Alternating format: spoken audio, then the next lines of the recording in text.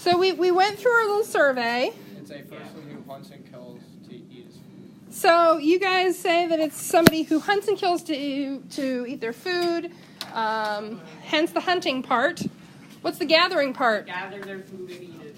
Gather their food and eat it. What kind of food are we talking about for gathering? Berries, meat. Okay, berries, roots. Has anybody here ever eaten wild food? Yeah. Has anyone eaten fish that they caught and killed? I have. Okay. Gone out and picked wild berries. Yeah. Dug dandelion roots and eaten them. They're delicious. In the spring. Ooh, yum, yum, yum, yum.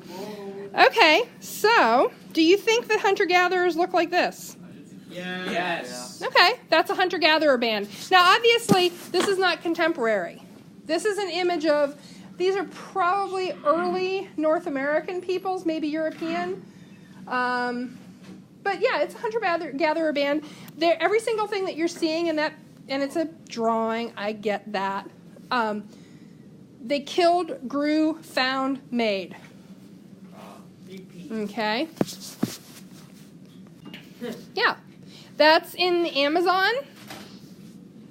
And this is obviously a contemporary photo. Note the shorts. He did not make those.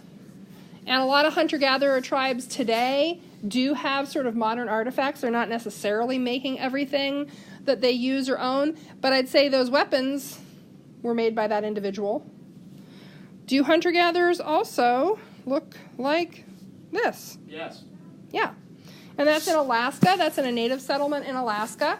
Now, all the clothes they're wearing are obviously commercially made. So we're hunter-gatherers. No. We're getting there. We're getting there. We're getting further and further as we go through these pictures away from what we would call a pure hunter-gatherer lifestyle. Check out the bucket here.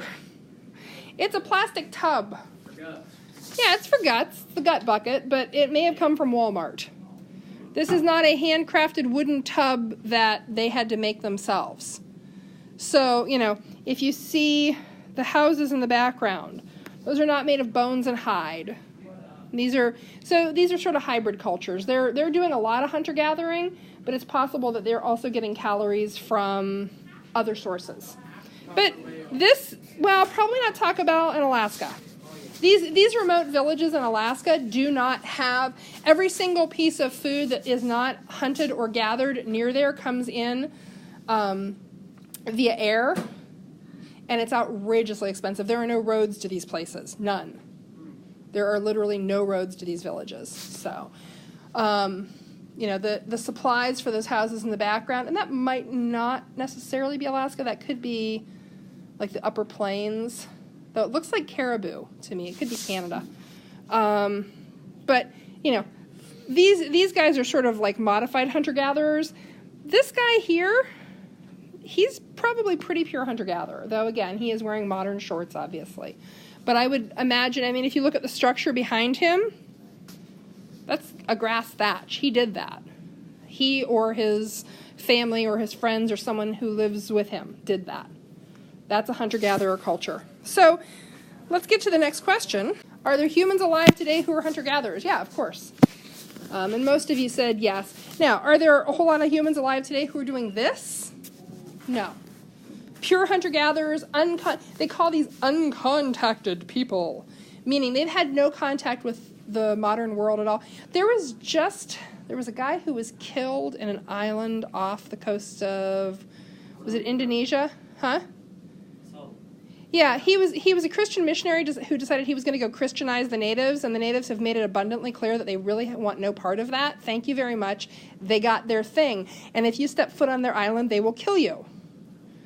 And he apparently thought this did not apply to him, so they informed him bodily that it did, and his body washed up. They got their thing. Leave them alone. They've made that clear. They are uncontacted. They want no contact with the modern world. They have had no contact with the modern world. They're living their life the way they have for probably 50,000 years. And they're okay with that. So did you say you wanted to step foot on shore? Because if you do, we'll show you we mean business. And they've killed multiple people who have attempted to land to meet them. Hi, I'd like to... No, you wouldn't. So there are a limited number of groups today who are living complete, isolated hunter-gatherer lifestyles, but boy, they're limited. They're pretty limited.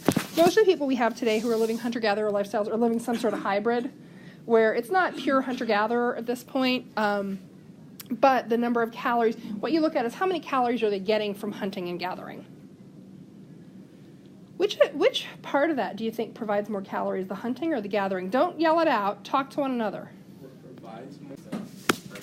How many of you would say the hunting part? How many of you would say the gathering part? The odds are pretty good that it's the gathering part. In terms of... Now, well, it's not all berries. It's fruits in season. It's roots. In a lot of places, it's grubs. Do you remember seeing the folks in the Rat Attack movie who were cooking down bugs for oil and fat? So there are a lot of calories that come from non-meat sources. It's not all berries. If you killed a moose, that's a year. Well, depending on how you preserve it, but not all the parts of the moose are edible. No, yeah, I mean, a moose is a lot of calories. What tends to happen is that hunting calories tend to come in big bursts. So you kill a moose and you've got fresh meat for, a while, and then you have some dried meat and it sort of peters out. The bulk of the calories over a lot of the year end up being, in the summer, you've got way more calories from gathering. In the winter, more of your calories may be dried meat products or animals that are killed. So, and it differs from place to place. In a tropical environment, you're probably getting a lot more calories from gathering. In an Arctic environment, like Inuit people are getting almost all their calories from meat. Like they don't eat vegetables, period. They chew whale blubber, but they don't eat vegetables. These are actually Inuit people, and they have evolved some metabolic features, which are really pretty interesting. They can survive on a much higher fat diet than most humans because they've been doing that for 50,000 years. That's plenty of human generations for evolution to take a hand in metabolism. Okay, so next question. How much land do you think it takes to get enough calories? And now we're talking like these guys. Pure hunter-gatherer lifestyle. And a lot of you said 1,000. 50% of you said 100 acres. And a few of you said 10 acres. And I'll tell you that again, this varies. If you're in the tropics, there are a lot more calories available per acre. If you're above the Arctic Circle, there are very few calories available per acre. Assuming an environment like this, so, middle of North America, about 100 acres. How many of you 50% of you were right. So it takes about 100 acres to provide enough calories for one person for a year. So if you had a family of 4, what kind of territory do you need to cover hunting and gathering? About 400 acres. So what if you've got a band or a tribe or a family group of 15 or 20 people? Your territory has to support that many people. That's kind of a weird way to think because we don't have to do that. Okay, next question. The difference between early farmers and hunter-gatherers. So what do you think early farmers look like? So, obviously we know that this is not early farming. That's contemporary farming. And the person who's operating that machinery is not growing all of that grain for their family. They're growing it to sell. It's cash crop farming. So what does early farming look like? Okay, so now these are modern farmers, but the methods they're using are fairly similar. Think back to Moya and was her name Mommy, his wife, the rice farmers in the rat video? Oh, yeah. They're subsistence farmers. Majority of the calories that they're going to grow for the year are going to be produced with their own hands. Now, does that mean they're not hunting? No, they're adding to their calories. They were hunting rats and eating those. But these early farming methods are very labor intensive. So imagine, this is one of my favorite images, and this persisted in parts of Europe till this century, last century, 1910s, 1920s. The entire village turns out to work in the fields together on a daily basis because it takes the entire village to grow enough grain and enough crops to feed the village. So everybody has to work, and they work together, and they work hard, and they work a long time. Is it more or less work than hunter-gathering? That's a good question. Interesting, it depends on who you listen to. Some people argue that farming actually is more hours of labor than hunter-gathering, that hunter-gatherers have a lot more free time, essentially. What does farming do for you then? Well, it burns calories, but these people aren't worried about burning calories. They're burning plenty of calories. They're worried about getting enough calories. What does farming do for you? Well, it provides some sense of stability. Anybody ever go deer hunting and not get anything? Yeah. Anybody go fishing and not catch a darn thing all day? Yeah. Yeah, if you're relying on what you can hunt or gather, your food supply is uncertain. If you're herding your own animals and if you're planting your own crops, your food supply is a lot more certain. There's a stability to it. There's a predictability. Fewer of your babies starve. And let's think about the next question. How long have humans... Well, no, let's actually skip that one. How many acres do you think it would take to grow all the calories you would need for an entire year? One person said 100, some said 10. So remember that we said it takes 100 acres to find all your calories for a year if you're hunter-gathering. Do you think it takes more acres or fewer when you're farming? More. Because it's less. How many of you say more acres? How many of you say fewer? It's fewer. How many of you are really unsure and don't want to commit to a position? Okay. It's fewer. It is fewer. It takes about, you can, depending on what you're eating, and we'll talk more about energy transfer in a little while, you can realistically, in an environment like this, get all the calories you need farming on 10 acres. And that's including pasturing some livestock that you're going to butcher. That's including growing some grain crops, growing some vegetables, maybe providing a source of sugar for yourself, harvesting maple syrup, keeping bees. So providing you can provide about 7 million calories on about 10 acres in a year.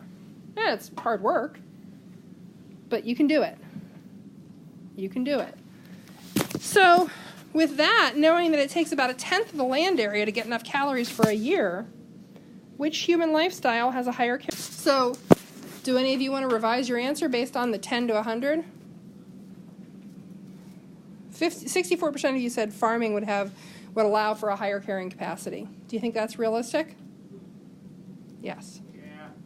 Yeah, because it only takes 10 acres to get all your calories for a year versus hunter-gathering. It's going to take you 100. So that means we can have one person per 10 acres versus we can have 10 times as many people if we're going to farm than we can hunter-gathering.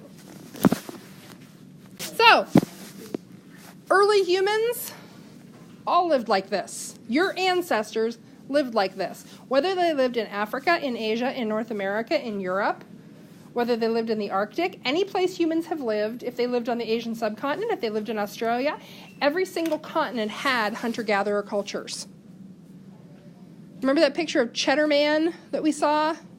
The weird-looking guy with the bright blue eyes and the dark, dark face and the weird curly hair found in the cave in England, and he's like 10,000 years old. He would have been just at the cusp of when people in that part of the world were starting to no longer be hunter-gatherers, when they were starting to transition. We'll talk about that in a second. They're small groups. You're with your little group for life. They're nomadic. They follow the food sources. And you see this still with Inuits, where they'll set up a winter camp and a summer camp, and they follow game. Plains Native Americans did this. They would move from a winter campground to a summer ground based on game availability and food availability. You move to where the food is. Easy. There's a really high mortality rate here. So what would the survivor curve look like for these people? Well, interestingly enough, do you remember when I said there was the one that they had recreated from a medieval cemetery? Lots of babies die here. Lots of children die. So you would probably see a survivorship curve where you have lots of deaths. Maybe 50% of humans born in these cultures don't live through their first year. They die. You know who the other, and this is interesting because I've got a gender disparity in this classroom. You know who the other big mortality group in hunter-gatherer tribes tends to be? Girls. Nope. Well, there are risks on both ends. So, for males, at the point when males start hunting, this is hands-on hunting. Who here has sat in a tree and watched deer with the intent to kill? Okay. You're pretty safe from the deer sitting in a tree with the intent to kill, yes? You're unlikely that the deer is going to come kill you. Now I want you to imagine that you have a short hand spear, and you're going to walk up to the mastodon, and you're going to personally stab it. Fairly high risk of injury and death to young males from hunting injuries. Because they're getting up close and personal with dangerous species and killing them, which tends to aggravate and irritate the dangerous species. And young males tend to die that way. How do young females die? I'm not protected. Not protected by who? By what? Predator. Try childbirth. Childbirth. Lots of women die in childbirth in these kind of cultures. Baby is sideways, mother dies, baby dies. Baby is butt first, one or the other may die. Infection rates. I mean, my own daughter was laying sideways. In a hunter-gatherer culture, neither of us would be alive. It's supposed to be feet first? It's supposed to be head first. Head first, butt last. Hence the joke, make like a fetus and head out. Tell that to the next pregnant lady you see. No, don't, because she might be crabby. So you just shouldn't go around making jokes. But I think it's hilarious. Hey, make like a fetus and head out. It'll also help you remember that. But no, I mean, in these cultures, so it's dangerous. So maybe, you know what, maybe the curve is more like you were describing. Maybe it is more like that. Because, God, it's dangerous to be a baby. It's dangerous to be a young male who's going out on hunting parties. It's dangerous to be a young female who's giving birth. It's just dangerous. Life sucked. Yeah, life was, well, yeah, nasty, brutish, and short. Difficult, dangerous, deadly. Nobody makes it out alive. So, about 10,000 years ago, we figured out that there was maybe an easier way. Hey, we could just plant this stuff where we live and not keep moving. Hey, you know those dangerous wild boars we've been chasing? What if we keep them around until they're a little less dangerous and we pen them up and we just butcher them every year and we don't have to wait for them to wander through? It's a good idea. I like that. So this is called the agricultural revolution. And it happens to about 10,000 years ago. You want to know the weird part? This happens like all over the globe at about the same time. There's no communication, but people in Asia and the Middle East and Europe, parts of North America, all start doing this thing at about the same time. Freaky and cosmic. Clearly aliens. No, that is a joke. No aliens, no aliens, no aliens. Aliens aren't real. We don't know. But here's what happens. We're working a lot harder, but we got a lot more food per acre. We got a lot more food per acre, and the human population starts to grow because what happens when you increase the number of calories available? Population increases. More babies are born, fewer people die. More calories. We saw it with the rats. When the number of calories available becomes larger, the population grows. The carrying capacity lifts. Then we figure out one more thing. So, well, we have a few hiccups first. We're going to look at a graph of population growth here in a second. So prior to the late 1700s, 18th century, prior to the late 18th century, every single bit of energy that was used to harvest food, guess where it came from? Muscle. Human muscle. Was that the only kind of muscle that was being employed? What else? Horses! Big old horses! You got to watch out because the exhaust on those things is on the back. Oh, it's terrible. You're getting exhaust gases right in the face if you're sitting on that plow. And trust me, they're wretched. It's all powered by muscle. Human muscle, horse muscle, ox muscle. Every single bit of energy that is used to grow food, to produce food in these early agricultural settings is muscle. You grow oats because oats are a high-calorie feed for horses, and you need big, powerful horses who can pull a plow all day long. Well, then we figure out that, oh, you can burn coal. Well, that's handy. We start actually using fossil fuels, not gasoline yet, but we get there. We start using fossil fuels, which allows us to unleash tremendous untapped energy.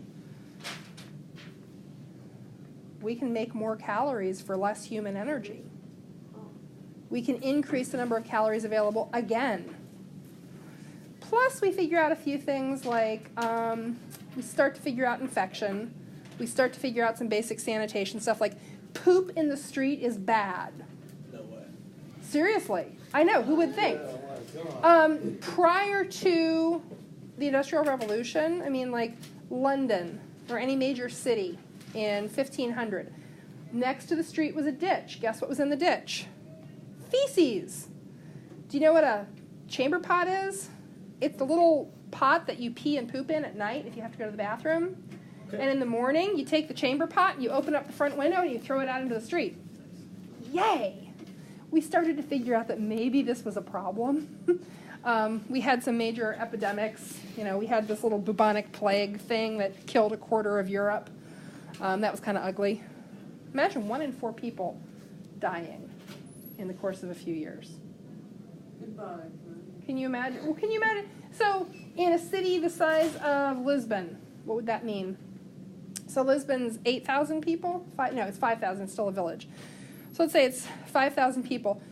So 1,200 people just dying in Lisbon in the course of a year or so. Quarter of the population gone. That's what happened in Europe in the Middle Ages. So we have these epidemics, and then we kind of change some things, and we start to see carrying capacity increase, population growth. Now let's look at the picture. So this is a slide I'm pretty sure you have. This is straight up hunter-gatherers. Okay. Pretty small population. If you look really closely, when we go from hunting and gathering, to farming at that little break-off line, it goes up a step. The population increases, the carrying capacity increases. Not by much. Well, then what happens? Oh, and by the way, the bubonic plague is big enough to actually show up. That dip in world population is the bubonic plague. And then we hit this. What's that kind of growth? That's exponential growth. Carrying capacity under an industrial system where we've got lots of energy from fossil fuels, lots of energy from all kinds of sources, pretty good hygiene, pretty good medical care, the ability to grow lots. I mean, you do, I keep saying this, but I really want you to understand it. Do you understand that there's never been a point in human history, like the one we're in, where there are more calories available to you than you can eat? You have the capability of getting fat. Like, that's crazy. That's never happened before. My God, Stone Age people would kill to get fat. This has never happened before in history, that people could get fat. More calories available than you needed. All you have to do is get in your car. My God, the car carries you. You're burning dead algae to get to the store. You're not walking. You're not running. You're not riding a bike. You're not growing the food to feed the horse. And you go to the store and you just walk down the aisle and you can pick up more calories than you could eat in a year. You could probably put 7 million calories in a grocery cart. Wow. I know. Well, think about all the high-calorie items that are available to you.